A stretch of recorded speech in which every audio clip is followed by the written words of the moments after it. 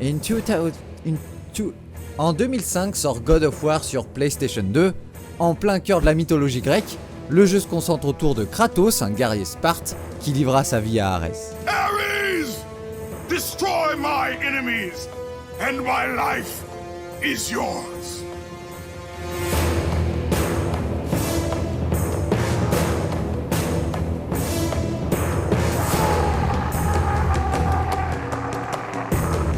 Au service du dieu de la guerre, il se contraint à tuer sa femme et sa fille, ce qui engendra une haine immense envers celui-ci. Il se mit alors au service des dieux de l'Olympe pendant 10 longues années, ces derniers lui ayant promis de le soulager de ses visions du passé, mais alors qu'Arès attaqua la ville d'Athènes, Athéna envoie Kratos pour entamer sa quête de le tuer, afin d'obtenir sa vengeance. Un beat'em up sanglant où l'on ressent tout l'acharnement de Kratos à travers des combats apocalyptiques.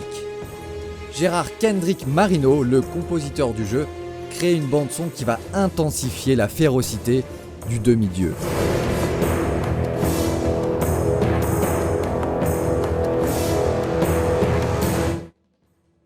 Gérard Marino rêve de gagner sa vie en tant que compositeur, voulant d'abord être une rockstar dans les années 80.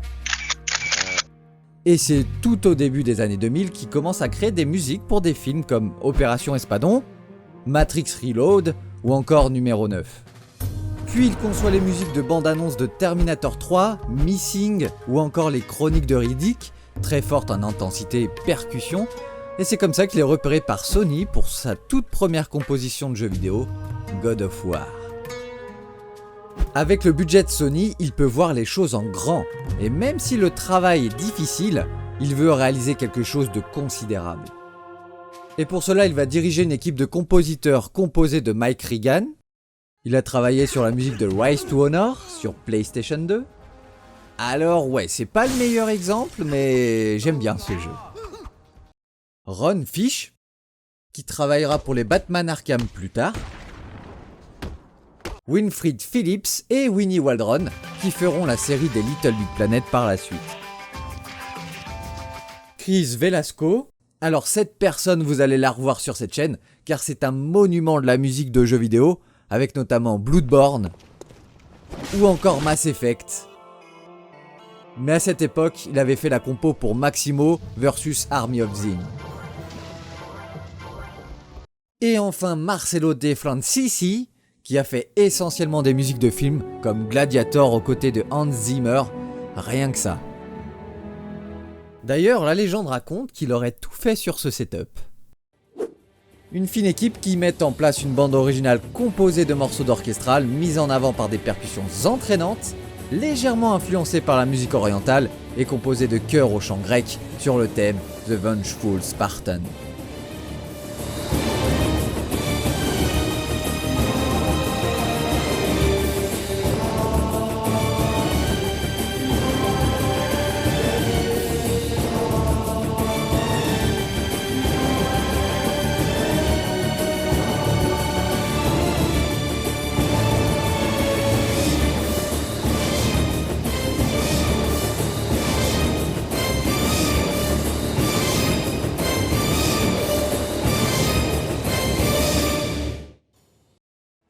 Les compositeurs semblent avoir heureusement évité de produire l'interminable monotonie des thèmes d'action auxquels on aurait pu s'attendre. Au contraire, leur savoir-faire musical collectif fait place à un grand nombre de thèmes orchestraux bien développés, avec une utilisation créative notable de l'instrumentation ancienne et ethnique. Chaque paramètre du jeu ayant un thème différent, la piste de la mer Égée, Kratos and the Sea, est frénétique et imprévisible, tout comme les eaux de la mer elles-mêmes.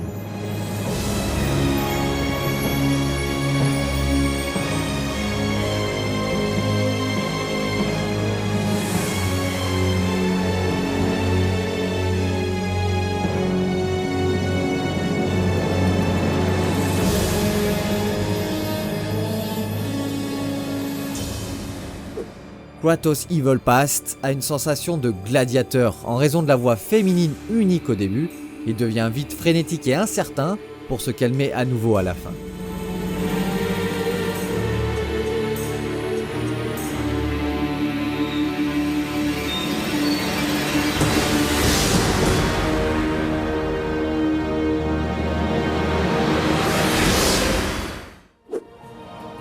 Great Sword Bridge of Athena est l'un des meilleurs morceaux. Il comporte une section de corps et de cordes proéminentes, ainsi qu'une magnifique voix de chœur féminin.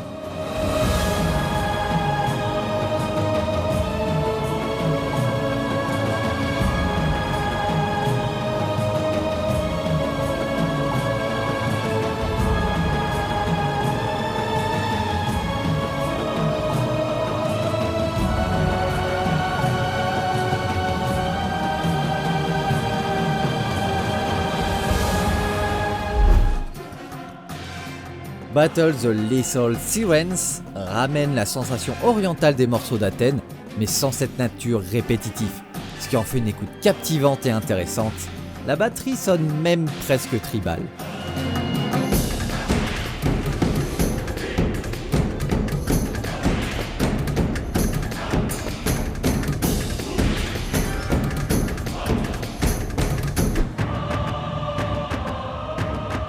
Zeus was divine est la vedette vocale.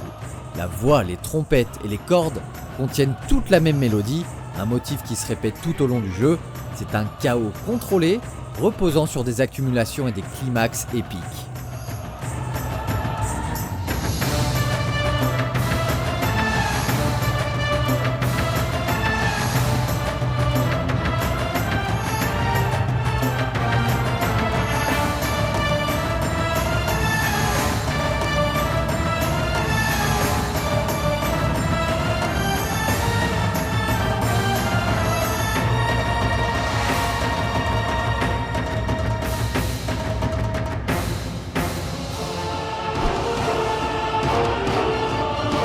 Minotaur Boss Battle contient également un excellent travail vocal, sonnant parfois comme le monde souterrain, lui-même chantant à l'unisson.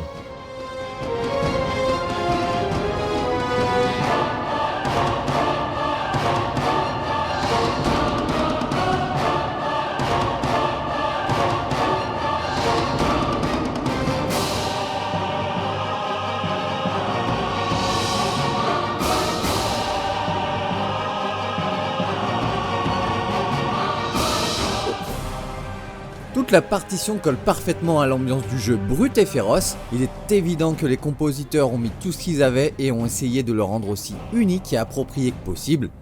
Même si certaines pistes sont moins convaincantes que d'autres, les sons et l'instrumentation sont variés. Elle fut d'ailleurs réalisée et enregistrée par l'Orchestre Philharmonique de Los Angeles afin d'achever une heure de bande-son incomparable.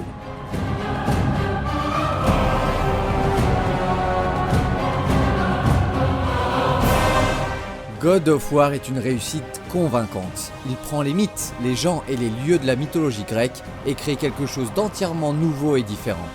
Le scénario formidablement bien pensé, des visuels incroyables et apaise aussi ceux qui ont soif de violence. Gérard Marino ne s'arrête pas en si bon chemin car son équipe et lui-même sont de retour pour la suite, God of War 2. Il surpassera toutes les attentes et la bande son détrônera celle du premier opus.